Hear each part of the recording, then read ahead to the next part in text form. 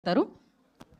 Little hearts music director Katyayani అలాంటి tune ఆయన ఇచ్చారు. మాల్ ట్రెండింగ్లో లేదు అది. అందరికీ నమస్కారం, థ్యాంక్ యూ.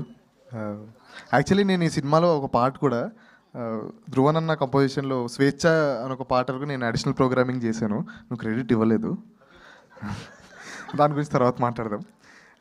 అండ్ నాకు చాలా close friends Vishnu already video తీస్తున్నాడు.